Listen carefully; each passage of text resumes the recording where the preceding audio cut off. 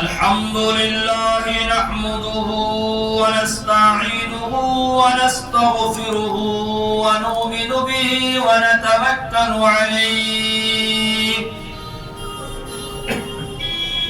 ونعوذ بالله من شرور أنفسنا ومن سيئات أعمالنا من يهده الله فلا مضل له ومن يضلله فلا هادي له ونشهد أن سيدنا وسندنا ومولانا ونبينا محمدا عبده ورسوله أما بعد فأعوذ بالله من الشيطان الرجيم بسم الله الرحمن الرحيم الذين إذا أصابتهم مصيبة قالوا إنا لله وإنا إليه راجعون وقال النبي صلى الله عليه وسلم كل بني آدم خطاؤون وخير خطائين التوابون أو كما قال عليه الصلاة والسلام وقال النبي صلى الله عليه وسلم إذا فاتك الحياء فافعل ما شئت أو كما قال عليه الصلاة والسلام وقال النبي صلى الله عليه وسلم أنا خاتم النبيين لا نبي بعدي أو كما قال عليه الصلاة والسلام صدق الله العظيم وصدق رسوله النبي الكريم ونحن على ذلك من الشاهدين والشاكرين والحمد لله رب العالمين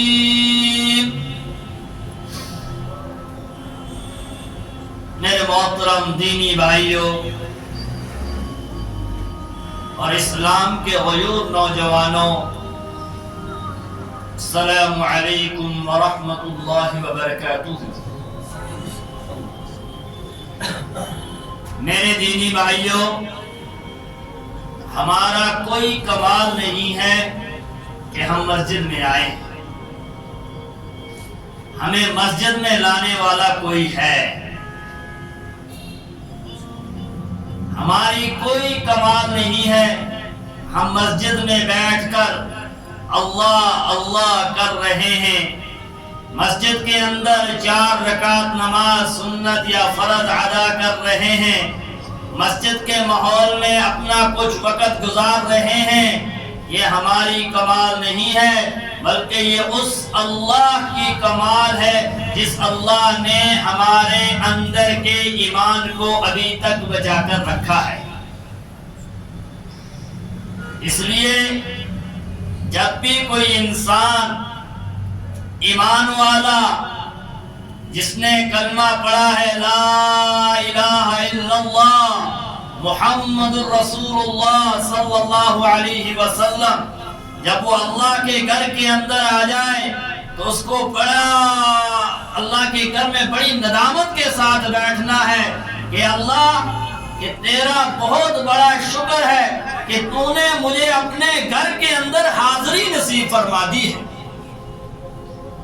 اللہ جس بندے کو اپنے گھر کے اندر کی حاضری نصیب فرما دے تو سمجھ لو کہ اس بندے سے اللہ راضی ہے، تبھی اللہ نے اسے اپنے گھر میں آنے کی توفیق عطا فرمائی۔ اگر اللہ راضی نہ ہوتے تو یہ آدمی جو مسجد کے اندر آنے کی کوشش کر رہا تھا، اللہ اسے دروازے سے کچھ بہانہ بنا کر واپس بھیج دیتے، اسے اپنے گھر کے اندر داخل نہیں ہونے دیتے۔ آپ نے برہا سنا ہوگا یا اپنا تجربہ کیا ہوگا، یہ دیکھا ہوگا کہ بعض دفعہ انسان وضو کی حالت میں نہیں ہوتا ہے اور اس آدمی کو یہ یاد بھی نہیں ہوتا ہے کہ مجھے وضو ہے، اور وہ مسجد میں آنے کی کوشش کرتا ہے، گھر سے مسجد تک اس کو یہ یاد نہیں پڑتا ہے میرا وضو ہے یا نہیں ہے، اور وہ یہی سوچتا ہے کہ وضو ہے۔ اب جو ہی وہ مسجد میں پاؤں رکھنے کی کوشش کرتا ہے، اللہ فوراً میں ذہن میں ڈال دیتے ہیں کہ تیرا وضو نہیں ہے، تو مسجد کے اندر پاؤں نہیں رکھ سکتا۔ اللہ نے اس انسان کی ذمہ داری اٹھائی ہے، اس کی رہبری اللہ کر رہے ہیں، اور اللہ نے دو راستے دکھا دیے ہیں۔ اہدنا الصراط المستقیم، کہ اے لوگوں سیدھا راستہ اختیار کرو، اور سیدھا راستہ اختیار کرنے والا انسان جنت میں جائے گا، اور راستے کو ٹیڑھا کرنے والا جہنم میں جائے گا۔ اس لیے اپنے ایمان کو بنانے کے لیے، اپنے ایمان کو سنوارنے کے لیے، اپنے ایمان کو مضبوط کرنے کے لیے اللہ نے ہم اور آپ کو یہ موقع دے رکھا ہے۔ اس موقع کو غنیمت سمجھنا ہے کہ بار بار ایسی نعمتیں ہاتھ میں نہیں آتی ہیں۔ اللہ تعالیٰ قرآن پاک کے اندر فرما رہے ہیں لَإِن شَكَرْتُمْ لَأَزِيدَنَّكُمْ وَلَئِن كَفَرْتُمْ إِنَّ عَذَابِي لَشَدِيدٌ۔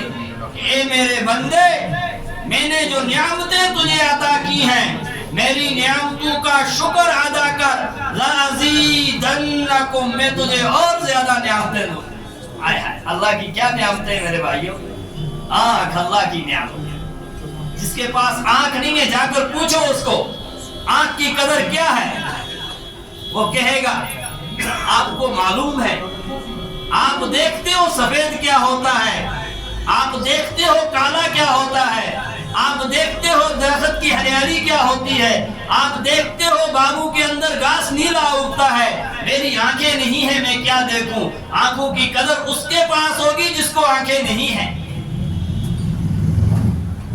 کان کی قدر اس کے پاس ہوگی جو سن سکتا نہیں ہے، جو سنتا ہے وہ سوچتا ہے یہ سارے ایسے ہی ہیں، جو کان سے سن نہیں سکتا اس سے جا کر پوچھو، اس کو پتہ چلے گا کان کی نعمت کتنی بڑی نعمت ہے۔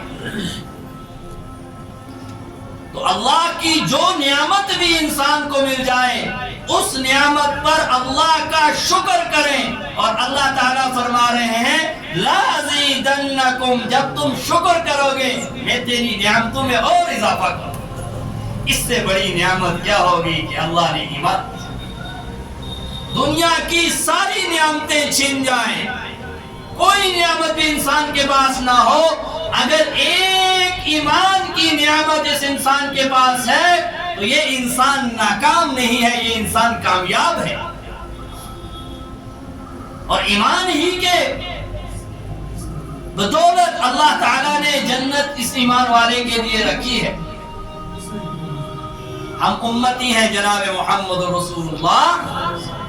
میرے بھائیوں، جب اللہ کے نبی کا نام آئے تو درود پڑھنا چاہیے صلی اللہ علیہ وسلم۔ اللہ کے نبی نے فرمایا میری امت کا سب سے بخیل آدمی وہ ہے کہ جس کے سامنے میرا نام آئے وہ مجھ پر درود۔ اللہ کے نبی کا کتنا پیارا نام ہے، ہم اگر کچھ بھی نہ کریں جو ہی کہتے ہیں محمد، تو ہونٹ خود ایک دوسرے کو بوسا کرتے ہیں محمد الرسول اللہ صلی اللہ علیہ وسلم۔ کتنا پیارا نام ہے، اس نبی کے ہم امتی ہیں، وہ نبی ہمارا انتظار کرتے ہوں گے، میری امت کے نوجوان آئیں گے، میری امت کے بزرگ آئیں گے، میری امت کی بچیاں آئیں گی، میری امت کی مائیں آئیں گی، میدان محشر میں میرے اور آپ کے نبی انتظار کرتے ہوں گے۔ ہم اس حال میں نہ جائیں کہ ہماری وجہ سے ہمارا نبی سر نہ اٹھا سکے۔ آج کا نوجوان بھٹکا ہوا، بے حیائی کے اندر ڈوبا ہوا، بے حیائی کے اندر ملوث۔ اللہ کے نبی نے فرمایا اذا فاتك الحیاء فافعل ما شئت، جب حیا فوت ہو جائے پھر جو مرضی جو جی میں آتا ہے پھر وہ کر۔ حیا کب فوت ہوتا ہے؟ جب انسان کا ایمان اندر سے کمزور ہوتا ہے، اس انسان کو یہ پتا نہیں کہ یہ حلال ہے حرام ہے، اس انسان کو یہ پتا نہیں کہ میری بچی نے جو لباس لگایا ہے شریعت کے اندر جائز ہے یا ناجائز ہے، اس انسان کو یہ پتا نہیں کہ میرا بچہ جو نشہ کر رہا ہے یہ حلال ہے یا حرام ہے، اس انسان کو یہ نہیں پتا کہ میرا بچہ پوری رات موبائل چلا رہا ہے، کیا میں اپنے بچے کی اصلاح کر رہا ہوں یا نہیں کر رہا ہوں۔ جب انسان ڈھیل دیتا ہے نتیجہ یہاں تک پہنچتا ہے کہ اس انسان کا اندر کا ایمان کمزور ہو جاتا ہے اور یہ بے حیائی کے اندر ملوث ہو جاتا ہے، اور جب بے حیائی کے اندر ملوث ہو جاتا ہے پھر انسان کوشش کرتا ہے اس کو راہ راست پر لانے کی، مگر اس کو اگر ناکام ہوتا ہے۔ بے حیائی کس طرح آتی؟ آج اہل زمانے کے اندر عورتیں جو ہوتی تھی وہ صبح اٹھتی تھی، باوضو ہوتی تھی، نماز پڑھتی تھی، اور باوضو ہونے کی حالت میں اپنے بچوں کو دودھ پلاتی تھی، اور اسی حالت میں وہ کھانا تیار کرتی تھی، اور پھر وہ اپنے بچوں کو، اپنے گھر والوں کو وہ کھانا کھلاتی تھی۔ اس کے بعد پھر ولی پیدا ہوتے تھے۔ آج وہی مائیں ہیں، صبح اٹھیں گے موبائل ان کے ہاتھ میں ہوگا، جب تک وہ میوزک نہیں لگائیں گی تب تک وہ کوئی کام کرنے کے لیے تیار کہاں ولی پیدا ہوں گے۔ اور بچہ جب روتا ہے تو ماں کارٹون لگا کر بچے کو دے دیتی ہے کہ میرا بچہ تھوڑا خاموش رہے، میں کام کروں گی، اور وہی بچہ جب کارٹون دیکھتے دیکھتے نتیجہ یہ نکلتا ہے کہ آگے جا کر وہ بچہ خود کارٹون بن جاتا ہے، اور پھر یہ مائیں جاتی ہیں پیروں کے پاس، مولویوں کے پاس، مفتیوں کے پاس، کوئی تعویذ تو اب میرا بچہ لائن پر آ جائے، مگر وہ بے حیائی اور وہ بے دینی اس کی ماں کی بنائی ہوئی اس کے بچے کے اندر داخل ہے۔ اب وہ بچہ سیدھے سیدھے راہ راست پر آ سکتا؟ تو بے حیائی جو پھیلتی ہے یہ گھر کے اندر سے پھیلتی ہے، اور اگر ماں بچے کی صحیح تربیت کرے گی، باپ بچے کی صحیح تربیت کرے گی، نتیجہ یہ نکلے گا کہ یہ بچہ آگے جا کر گمراہ نہیں ہوگا۔ اور گمراہ کرنے والا سب سے زیادہ جو ہاتھ ہوتا ہے وہ اپنے والدین کا ہوتا ہے۔ پوری رات بچہ موبائل لے کر کمرے کے اندر ہوتا ہے، اور باپ اس بیٹے کو یہ نہیں پوچھتا ہے بیٹا آپ موبائل چلا رہے ہو، موبائل کے اندر کیا دیکھ رہے ہو، موبائل کے اندر کون سی گیم چلا رہے ہو، موبائل کے اندر کیا بے حیائی دیکھ رہے ہو، جس کی وجہ سے وہ بچہ اس کے اندر ملوث ہو جاتا ہے، اور بعد میں وہ چیزیں چھوڑنے کے لیے وہ تیار نہیں ہوتا ہے۔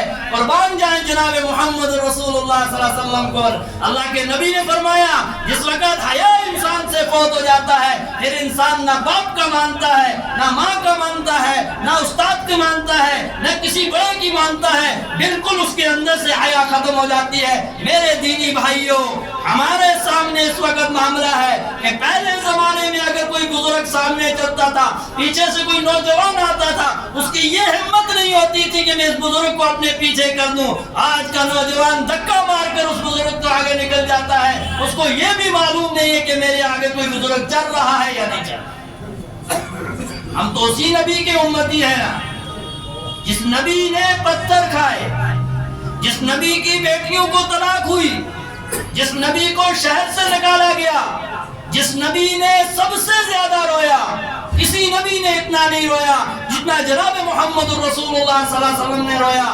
کس لیے؟ کہ امت کو دکھانا تھا، امت کے سامنے حالات آئیں گے، فرمایا رائی کے دانے کے برابر بھی اگر کوئی ایمان بچا کر لیا جائے گا اللہ تعالیٰ اس دنیا سے بڑی 10 گنا جنت دیں گے۔ رائی کا دانہ کیا ہوتا ہے؟ مگر آج کے حالات بتا رہے ہیں کہ وہ رائی کا دانے کے برابر بھی ایمان بچانا مشکل ہو چکا ہے۔ عورتیں لباس لگانے کے باوجود ننگی ہوں گی، قیامت کی علامتیں ہیں۔ فرمایا عورتیں لباس لگا کر کیسے ننگی ہوں گی؟ کہا کہ ایسا ٹائٹ لباس پہنے گی کہ ان کے جسم کا ہر عضو نظر آنے لگے گا۔ یہ ہے میرے بھائیو آج بیٹیاں ماؤں کو جواب دیں گی، بیٹا باپ کو جواب دے گا تم نے میرے لیے کیا ہی کیا۔ یہ بے حیائی اپنی ڈیل دینے کی وجہ سے انسان کی اولاد کرتی ہے. تو جناب محمد رسول اللہ صلی اللہ علیہ وسلم نے آج سے 1400 سال پہلے اس چیز کے بارے میں ہم اور آپ کو آگاہ کیا. حضرت حسین رضی اللہ تعالیٰ عنہ جلیل القدر صحابی، حضرت فاطمہ الزہرا رضی اللہ تعالیٰ عنہ کے لخت جگر، حضرت علی رضی اللہ تعالیٰ عنہ کے لخت جگر. ایک دفعہ حضرت نبی علیہ السلام کے یہاں ایک کھجور رکھی ہوئی تھی. یہ بھی ہو سکتا تھا کہ وہ کھجور صدقے کی ہے، کیونکہ اللہ کے نبی کے یہاں صدقے کا مال آتا تھا، پھر بعد میں تقسیم کیا جاتا تھا. اور یہ بھی ہو سکتا تھا کہ اللہ کے نبی کو اپنی وراثت میں کوئی کھجور ہوگی اپنی مالیت کے اعتبار سے. تو حضرت حسین اندر گئے اور وہ کھجور حضرت حسین رضی اللہ تعالیٰ عنہ نے اپنے منہ کے اندر ڈال دی. تو اللہ کے نبی کو پتا چلا تو اللہ کے نبی نے فوراً حضرت حسین کو کہا کہ الٹی کریں کہ یہ ہمارے لیے صدقہ جائز. ابھی نابالغ بچہ تھا مگر تربیت جو ہے وہ ابھی سے شروع ہوگی. ایک صحابی کے بارے میں آتا ہے، جناب نبی اکرم صلی اللہ علیہ وسلم اپنی اونٹنی پر سوار تھے اور اللہ کے نبی رات کو نکلے سفر میں. راستے میں ایک جگہ پہنچے تو ایک بچہ دیکھا، وہ بچہ چل رہا تھا. اللہ کے نبی نے اس بچے کو اٹھایا اور اپنے پیچھے بٹھا دیا. اور جب پیچھے بٹھایا آگے جا کر ایک عورت آئی. وہ عورت اللہ کے نبی سے مسئلہ پوچھنے لگی، یا رسول اللہ مجھے مسئلہ پوچھنا ہے. تو عورت کو پردہ تھا اور یہ جو پیچھے چھوٹا نابالغ بچہ بیٹھا ہوا تھا. اللہ کے نبی نے دیکھا کہ یہ بچہ اس عورت کی طرف دیکھ رہا ہے. اللہ کے نبی نے اپنے ہاتھ سے اس بچے کے چہرے کو دوسری طرف پھیر دیا. تو کوئی صحابہ فرمایا اصل یہ تو بچہ ہے، اس کو کیا پتہ ہے عورت کیا ہوتی ہے. کہا کہ بچے کی تربیت اگر شروع سے خراب ہوگی آگے جا کر یہ بچہ خراب ہوگا.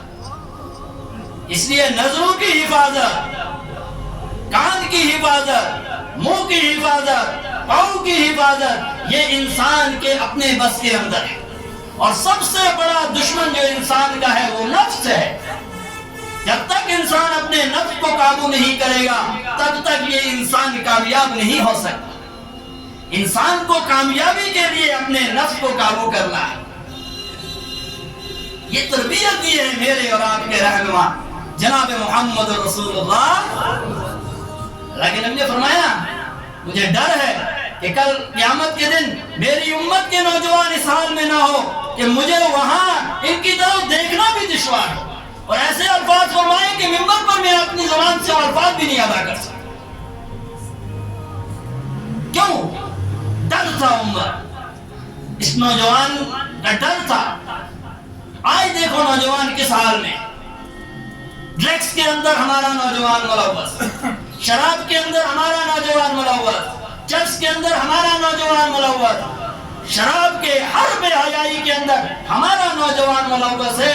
نتیجہ یہ نکلا آج کوئی آدمی کسی دوسرے کو یہ کہنے کے لیے تیار نہیں ہے کہ آپ غلط کر رہے ہیں، کیونکہ ایمان اندر سے کمزور ہو چکا. حدیث میں آیا ہے کہ جب کسی کو غلط کرتے ہوئے دیکھو تو سب سے پہلے اپنی طاقت سے روکو.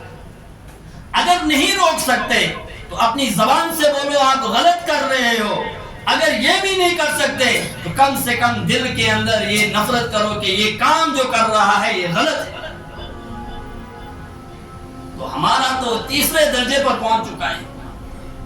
ہمارا ایمان مسجد کے اندر اذان ہو رہی ہے، ہمیں اپنے گھر سے اٹھا کر ہمارا ایمان مسجد میں نہیں ڈال رہا. ہم سنتے ہیں حی علی الصلاۃ، حی علی الفلاح، آؤ نماز کی طرف، آؤ کامیابی کی طرف. مگر ہم گھروں کے اندر بیٹھے ہیں، اپنے کام کے اندر لگے ہیں. ہمیں اتنی فرصت نہیں ہے کہ ہم مسجد کے اندر آئیں. اور اگر مسجد کے اندر آ بھی گئے تو ہماری نظر گھڑی کے اوپر ہوتی ہے، کب ٹائم برابر ہوگا آدھا سیکنڈ اوپر بھی نہیں ہونا چاہیے کہ چھوٹی چھوٹی صورتیں بھی ہونی چاہیے تاکہ ہم جلدی نکلنے کی کوشش کریں. مومن کی مثال ایسے ہے مسجد میں جیسے مچھلی پانی کے اندر ہے، اور منافق کی مثال ایسے ہے مسجد میں جیسے طوطا پنجرے کے اندر ہے. وہ سوچتا ہے کہ پنجرے کا دروازہ کب کھلے گا اور میں چھلانگ مار کر بھاگ جاؤں گا. جس آدمی کا دل مسجد کے اندر اٹک رہا ہے وہ سمجھ لے کہ ابھی اس کے اندر اللہ نے ایمان کو باقی رکھا ہے، اس کا ایمان مضبوط ہے. اور جب کوئی غلط ہوتے ہوئے اس انسان کا اندر کا ایمان بول رہا ہے کہ یہ غلط کر رہا ہے، سمجھ لو کہ اس کا ایمان ابھی زندہ ہے۔ ایمان کے اوپر محنت کریں گے، ایمان بڑھے گا، ایمان کی محنت کو چھوڑ دیں گے، ایمان کمزور ہو جائے گا، اور جب ایمان کمزور ہوتا ہے پھر یہ انسان بے حیائی کے لیے کھڑا ہو جاتا ہے، زنا کے لیے کھڑا ہو جاتا ہے، شراب کے لیے کھڑا ہو جاتا ہے، نافرمانی کے لیے کھڑا ہو جاتا ہے، لڑائی جھگڑے کے لیے کھڑا ہو جاتا ہے، کیونکہ اندر کا ایمان کمزور ہو چکا ہے۔ اور اندر کا ایمان جب مضبوط ہوتا ہے پھر اس کے سامنے اگر کتنے حالات بھی آئے پھر یہ حالات سے ٹکراتا، پھر حالات سے یہ ڈرتا، یہ مقابلہ کرتا ہے، جو مصیبت بھی آئے اس مصیبت پر صبر کرتا ہے۔ مصیبت بھی اللہ کی طرف سے ہے اور کامیابی بھی اللہ کی طرف سے ہے، ناکامی بھی اللہ کی طرف سے ہے، موت بھی اللہ کی طرف سے ہے، حیات بھی اللہ کی طرف سے ہے، بیماری بھی اللہ کی طرف سے ہے، ہر چیز اللہ کی طرف سے ہے۔ اللہ کے حکم کے بغیر پتہ بھی نہیں ہلتا ہے۔ جب ہم اللہ کی نافرمانی کریں گے، جب ہم شرک کریں گے، بدعات کے اندر داخل ہو جائیں گے، خرافات کے اندر داخل ہو جائیں گے، پھر اس انسان کو اللہ پہلے ڈھیل دیتا ہے کہ میرا بندہ سدھر جائے گا، سدھر جائے گا۔ جب یہ بندہ سدھرتا نہیں ہے پھر اللہ اسے پکڑ لے، اور جب اللہ پکڑتے ہیں پھر اللہ چھوڑتے۔ میرے دینی بھائیوں، آج کوئی گھر ایسا نہیں ملے گا، وہ کوئی ایک دو خوش قسمت آدمی ایسے ہوں گے جو رات کو سوئیں گے ٹیبلٹ کھانے کے بغیر اور صبح اٹھیں گے ٹیبلٹ کھانے کے بغیر۔ عموماً ایسا ہے کہ رات کو سوتے وقت بھی وہ ٹیبلٹ کھاتے ہیں اور صبح جب اٹھتے ہیں پھر بھی ٹیبلٹ کھاتے ہیں، کیونکہ ٹیبلٹ کے بغیر وہ زندگی گزارنی ان کی۔ حالات آتے ہیں، بعض دفعہ اللہ کوئی چیز دیتے ہیں مگر اس انسان کو کھانے نہیں دیتے، نعمت دینے کے بعد بھی اللہ اس نعمت کو چھین لیتے ہیں۔ مثال کے طور پر ایک آدمی کوشش کر رہا ہے کہ میں میٹھی چائے پیوں، لپٹن چائے پیوں، اس کا دل چاہ رہا ہے، اب جو ہی وہ لپٹن چائے پینے لگا ڈاکٹر نے کہا ہے تجھے شوگر زیادہ ہے، اگر تو چینی پیے گا تیرا شوگر اور زیادہ ہو جائے گا تو تجھے خطرہ ہے۔ وہ بیچارہ کوشش کر رہا ہے مگر اندر نہیں ہوتا، اب پیے گا ڈر رہا ہے، پیے گا وہ نہیں پیے گا، ڈر چکا ہے کیونکہ شوگر زیادہ ہے، اور زیادہ ہو جائے گا چینی کی وجہ سے۔ اب پیے گا، اللہ نے چینی دی ہے، گھر کے اندر رکھی ہے مگر اللہ کھانے دیتا۔ اسی طرح ایک آدمی سبزی کے اندر نمک ڈال رہا ہے، اب ڈاکٹر نے بولا تیرا پریشر زیادہ ہے، اگر تو نمک کھائے گا تیری رگ بلاش ہونے کا خطرہ ہے، نمک بھی گھر کے اندر ہے مگر اللہ کھانے دیتا۔ نعمت موجود ہے نا میرے بھائیوں، چینی بھی موجود ہے، نمک بھی موجود ہے۔ اب اس نے کہا چلو یہ بھی نہیں، اب میں کوئی چکن کی پیس کھا لوں، گوشت کی پیس کھا لوں۔ ڈاکٹر نے کہا ہے تیرا فیٹی لیور بہت زیادہ ہے، تو کوئی طاقتور چیز نہیں کھانا، کوئی چکن وغیرہ نہیں کھانا، اگر کھائے گا اور زیادہ ہو جائے گا۔ چکن بھی موجود ہے، اللہ کھانے دیتے، کیونکہ اللہ نے جو نعمتیں دی تھی اس نعمتوں کی یہ ناشکری کرتا رہا۔ اللہ نے ایک ٹائم ایسا آیا سب نعمتوں کو بند کر دیا، گھر کے اندر موجود ہے مگر اللہ کھانے دیتے۔ میں ایک دفعہ آ رہا تھا، راستے میں نے دیکھا ایک بہت بڑا مکان بنایا ہوا، اللہ سب کو نصیب فرمائے، مگر سردی کے موقع پر، اور وہ خود جو ہے ایک ٹین کا شیڈ بنا کر اس کے اندر رہ رہے تھے۔ میں اپنی جگہ حیران ہوا، میں نے کہا اتنا بڑا مکان بنایا ہے، لگ بھگ 3 کروڑ روپے لگائے ہیں، مگر یہ شیڈ کے اندر کیوں رہ رہے ہیں؟ معلوم کیا کہ وہ کہہ رہے تھے کہ ہم بخاری لگاتے ہیں، اگر مکان کے اندر لگائیں گے مکان خراب ہو جائے گا، اس لیے ہم نے رہنے کے لیے شیڈ بنایا ہے۔ اللہ دکھا رہا ہے اتنے پیسے لگانے کے باوجود بھی میں تمہیں اس گھر میں نہیں رہنے دیتا ہوں، بھائی ٹین کے شیڈ میں رہو۔ اللہ جب نعمتیں دیتا ہے اس نعمتوں کو یوز کریں، اس نعمتوں کو استعمال کریں، ورنہ اللہ اس نعمت کو واپس لے لیتا ہے، اس انسان کو پتہ بھی نہیں چلتا ہے۔ اللہ کیا فرما رہے ہیں؟ لَئِن شَكَرْتُمْ لَأَزِيدَنَّكُمْ وَلَئِن كَفَرْتُمْ إِنَّ عَذَابِي لَشَدِيدٌ۔ اے بندے میری نعمتوں کا شکر ادا کر، لَأَزِيدَنَّكُمْ، میں تجھے اور زیادہ نعمتیں دوں گا، تیرا گمان بھی نہیں ہوگا، میں تجھے وہاں سے نعمتیں دوں گا۔ لَأَزِيدَنَّكُمْ وَلَئِن كَفَرْتُمْ، اگر تم میری نعمتوں کا انکار کرو گے تو میں نے جو نعمتیں دی ہیں میں ان نعمتوں کو بھی واپس لے لوں گا، تمہیں پتہ بھی نہیں چلے گا۔ یہ آنکھ اللہ کی نعمت، جب تک انسان اس سے صحیح دیکھتا رہتا ہے اس کی لائٹ برقرار رہتی ہے، جب انسان اس سے غلط دیکھنے کی کوشش کرتا ہے اللہ اس کی لائٹ کو واپس لے لیتے ہیں۔ اللہ نے نہ اس کے پیچھے کوئی سیل ڈالا ہے، نہ کوئی پاور کنیکشن ہے۔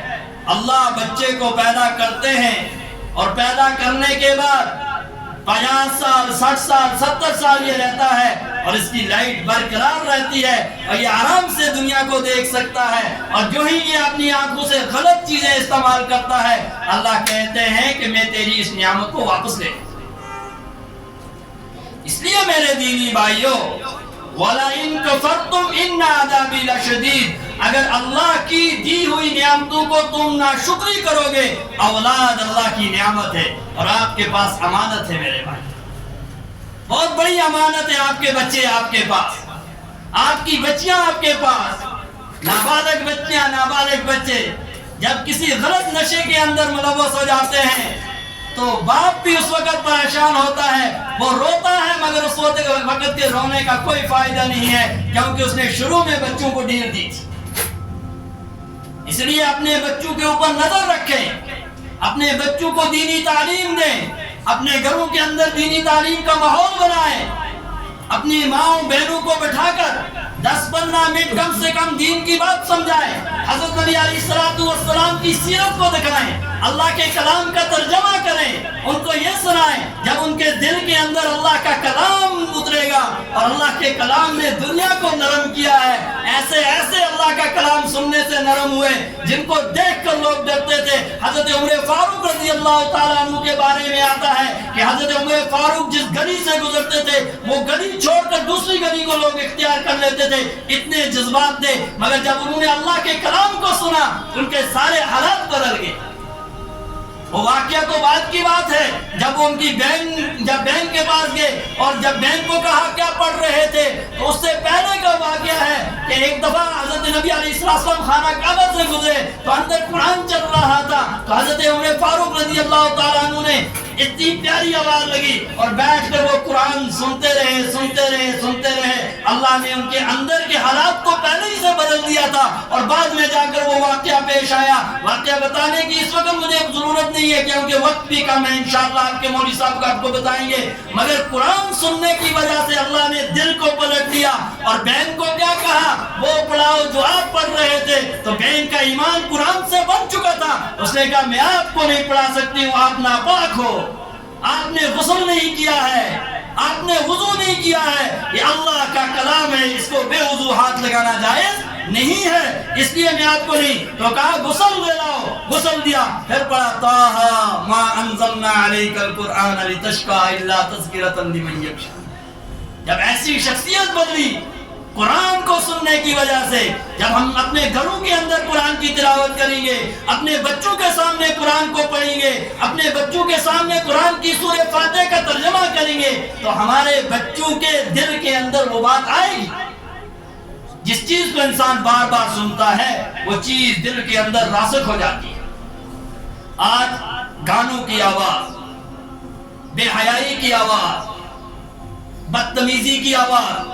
ابھی میں ایک جگہ سن رہا تھا، میرے استاد حضرت مفتی نذیر احمد قاسمی صاحب ان کی ایک بات سن رہا تھا، کہا کہ ایک آدمی نے مجھے بتایا میں نے ایک باتھ روم بنایا، اس باتھ روم پر 40 لاکھ روپیہ لگایا۔ کتنے لاکھ؟ انہوں نے کہا کیا بات ہے اتنی خصوصیت اس میں؟ کہا زیادہ کیا، جب باتھ روم کے اندر جاتے ہیں پہلے جب سوئچ دباتے ہیں، ایک تو پرفیوم پورے باتھ روم کے اندر ہوتی ہے خوشبو، دوسرا اس کے اندر گانا بجتا ہے اور میوزک بجتا ہے۔ باتھ روم کے اندر بھی جا کر یہ آدمی گانا سننے کے لیے تیار ہے کہ یہ جو تھوڑا سا ٹائم ہے 5 منٹ، یہ 5 منٹ بھی میرے گانے کے بغیر نہ گزرے۔ گاڑی پر چڑھتے ہیں گانے چل رہے ہیں، موبائل گھر کے اندر بیٹھے ہیں گانے چل رہے ہیں، کانوں کے اندر بال لگائی ہے۔ اگر اسی حال میں موت آ گئی، گانے سنتے سنتے موت آئی، میرے بھائیوں بتاؤ آگے کیا کریں گے؟ یہ کس کی ذمہ داری ہے؟ یہ صرف مولویوں کی ذمہ داری نہیں ہے، یہ ہر اس باپ کی ذمہ داری ہے جس کے گھر میں جوان اولاد ہے، جس کو بچیاں ہیں، بچے ہیں، ماں ہے، بھائی ہے، ہر اس آدمی کی ذمہ داری ہے۔ کیونکہ یہ میں اپنے سے نہیں بتا رہا ہوں، قربان جائے جناب محمد رسول रसूलुल्लाह सल्लल्लाहु अलैहि वसल्लम पर अल्लाह के नबी से फरमाया, अला कुल्लुकुम राइन व कुल्लुकुम मसऊलून अन रइयतिही, तुम सब के सब जिम्मेदार हो और तुम सब के सब से कल क़यामत के दिन पूछा जाएगा। यहाँ एक नहीं है, यहाँ इमाम साहब नहीं है, मुफ्ती साहब नहीं है, पीर साहब नहीं है, कोई नहीं है। यहाँ फरमाया तुम सब जिम्मेदार हो। जब अल्लाह के नबी फरमा रहे हैं तुम्हारे ऊपर जिम्मेदारी है, अब ये जिम्मेदारी ये है कि आपको इस दीन को लेकर चलना है, इस दीन को फैलाना है। नहीं, हमें पता ही नहीं है, हम तो कम जानते हैं। ये धोखा है, ये शैतान का धोखा है। कौन आदमी है यहाँ पर बैठा हुआ जिसको सूरह फातिहा याद नहीं होगी? कौन आदमी ऐसा है जिसको आज के दौर में 10 सूरतें याद नहीं होंगी? कौन आदमी है जिसको कलमे तय्यब याद नहीं है? सबको याद है। बताओ, हमने ये कलमा कितनों को पढ़ाया? हमने सूरह फातिहा कितनों को याद कराई? हमने कुरान कितनों को सीधा कराया? हमने कभी मस्जिद में बैठकर इमाम साहब से कहा, इमाम साहब मैंने कुरान बहुत पहले पढ़ा है, जरा मेरी 5 सूरतें सुन लो आप, देखो मेरे अंदर कोई गलती होगी, मैं उस गलती को दूर करने के लिए बैठा हूँ। जब ये आदमी छोटा बनकर किसी के पास सीखने के लिए जाएगा, फिर इस आदमी के ऊपर अल्लाह की रहमत आती है, फिर अल्लाह की मदद आती है। और जब इंसान दूर भागता है, न वो हदीस सुनने के लिए तैयार, न वो कुरान सुनने के लिए तैयार, न वो दीन की बात सुनने के लिए तैयार। हमारा ये हाल है हमारे भाइयों। हमने मस्जिद में टाइम याद रखा है 1:30। हम बाहर से 1:28 पर अंदर आएंगे, क्योंकि ज्यादा टाइम ना लग जाए हमारा। 2 मिनट बैठेंगे, जल्दी भागेंगे, क्योंकि हमारे पास टाइम। जब मरेंगे हमें गलतफहमी, हम मर जाते हैं, मरते नहीं है। हम एक जगह को दूसरी जगह मुंतकिल करते हैं। इंसान माँ के पेट के अंदर होता है, 9 महीने 10 महीने रहता है, जिंदा होता है ना भाइयों, पेट के अंदर जिंदा है ना, और वो हरकत करता है, माँ को पता चलता है। पेट के अंदर बनाने वाली जात अल्लाह की है। वो कैसे बनाते हैं इसमें हमें क्या खिलाते हैं? 9 महीने रहा, अब अल्लाह ने कहा टाइम हो गया, जगह तब्दील कर। कि माँ का शिकम बस इतनी बर्दाश्त कर सकता है, इससे आगे तेरी परवरिश को वो बर्दाश्त। अब अल्लाह ने उस जगह से मुंतकिल किया दुनिया। दुनिया में आता है इंसान, जिंदा होता है, मुर्दा होता है, जिंदा होता है। अब 50 साल 60 साल रहेगी, अल्लाह कह रहे हैं अब तेरा वक्त बराबर हो गया, अब ये जगह भी तेरे लिए मुनासिब नहीं है, अब यहाँ से मुंतकिल करते हैं हम तुम्हें दूसरी जगह। माँ के पेट से मुंतकिल दुनिया के पेट पर, दुनिया के पेट से मुंतकिल कब्र के पेट में। अब जब कब्र में गया, जो ही कब्र में दफन करके वापस आए, फरिश्ते आ जाते हैं, मुर्दे से सवाल करेंगे, फरिश्ते जिंदे से, जिंदे से करेंगे ना मेरे भाइयों, जिंदे से हो। बताओ कब्र में जिंदा है मुर्दा? जिंदा। सवाल जवाब हो रहे हैं ना, तो वो सवालों के जवाब देगा। अब माँ के पेट में जिंदा, कब्र, दुनिया के पेट में जिंदा, कब्र के पेट में जिंदा। अब जब मैदान महशर में कल खड़ा किया जाएगा, वहां जिंदा होगा मुर्दा होगा? जिंदा होगा। और उसके बाद फैसला होगा ये जन्नती है या जहन्नमी है। जन्नत में भी मौत नहीं है और जहन्नम में भी मौत। जब इंसान जिंदा जा रहा है, एक जगह से दूसरी जगह मुंतकिल हो रहा है, इस इंसान को सोचना चाहिए कि आखिरी जहां पर मुझे मुंतकिल होकर पहुंचना है, जहां मेरा आखिरी बस स्टेशन है, जहां से आगे मुझे कहीं भी नहीं जाना है, न मौत आएगी न कुछ आएगी, उस दुनिया के लिए मुझे क्या करना है? उस दुनिया को मुझे कहाँ बनाना है? यहाँ रहकर बनाना है, यहाँ अपने आप को संवारना है, यहाँ अपने आप को अल्लाह से राजी करवाना है, अल्लाह के सामने झुकना है, अल्लाह के सामने रोना है। माफी तौबा करने वाला ऐसा है, अत्ताइबु मिनज़ ज़ंबि कमल्ला ज़ंबला, गुनाहों से तौबा करने वाला ऐसा है जैसे उसने गुनाह किया ही। ये ज़हन से निकाल दे। अगर किसी को बचपन में गुनाह हो गया, उसने शराब पी लिया, उसने चरस पी ली, उसने किसी गलत के साथ कोई गलत ताल्लुकात कर दिए, फिर उसने तौबा कर दी। अब अगर दूसरा आदमी उसको तंज कर रहा है, तू तो फलाना शराबी था, तू तो फलाना चरसी था, तूने तो बहुत गुनाह किया है, अगर उसने सच्ची तौबा की है, ये जो आदमी उसको ताना दे रहा है, फरमाया जनाब मोहम्मद रसूलुल्लाह सल्लल्लाहु अलैहि वसल्लम ने, तब तक उसको मौत नहीं आएगी जब तक अल्लाह इसको उसी ऐब के अंदर मुब्तला नहीं करे। एक चीज ये ज़हन में रखें, किसी को ताना ना दे, किसी की गिबत ना करें। आज हालात यहाँ पहुंच गए, मस्जिद के अंदर बैठ कर एक दूसरे की गिबत चल रही है और वो समझता ही नहीं है गिबत है। और अल्लाह के नबी ने फरमाया एक ज़माना आएगा, गुनाह को गुनाह समझा ही नहीं जाएगा। जैसे आज रुश्वत है, रुश्वत के दौरान क्या आज कोई कह ही नहीं रहा रुश्वत, चाय पानी दे दो, تھوڑے سگریٹ دے دو، فلاں چیز دے دو، نام ہی بدل دیا. فرمایا الراشی والمرتشی کلاہما فی النار، رشوت دینے والا رشوت لینے والا دونوں کے دونوں جہنم. اس لیے میرے دینی بھائیوں، اللہ نے ہم سب کو ایمان والا بنایا ہے. دوران خطبہ میں نے آپ کے سامنے آیت پڑھی تھی، اذا فاتک الحیا فافعل ما شئت، جب حیا فوت ہو جائے پھر جو مرضی ہے وہ کرے. اور دوسری حدیث میں نے عرض کی تھی کہ اللہ نبی صلی اللہ علیہ وسلم نے فرمایا الحیاء شعبۃ من الایمان، حیا جو ہے یہ ایمان کا ایک شعبہ ہے. اور میں نے ایک اور حدیث آپ کے سامنے عرض کی تھی، وقت بہت کم تھا اس لیے پوری حدیثوں کا ترجمہ تو نہیں کر سکا. انا خاتم النبیین لا نبی بعدی، اللہ کے نبی نے فرمایا میں آخری نبی ہوں، میرے بعد کوئی نبی آنے والا. اس کا یہ ہم سب کا عقیدہ ہے کہ آخری نبی کون ہے؟ مجھے بولے بھائی، جناب محمد رسول اللہ. اللہ ایک ہے اور آخری نبی جناب محمد رسول اللہ. ہم گواہی بناتے ہیں کہ ہم اس اللہ کو مانتے ہیں جو اللہ ایک ہے. ہم نے پڑھا ہے لا الہ الا اللہ محمد رسول اللہ صلی اللہ علیہ وسلم. میرے دینی بھائیوں، یہ جو باتیں ادھر ادھر کی منتشر باتیں میں نے آپ حضرات کے سامنے عرض کی، جو باتیں صحیح اللہ ان پر عمل کرنے کی توفیق عطا فرمائے. اگر دوران گفتگو زبان سے کوئی جملہ ادھر ادھر نکل گیا ہو، اللہ ہمیں ان کو معاف فرمائے. اور یہ مسجد کے چندے کا اعلان ہے. دیکھو میں آپ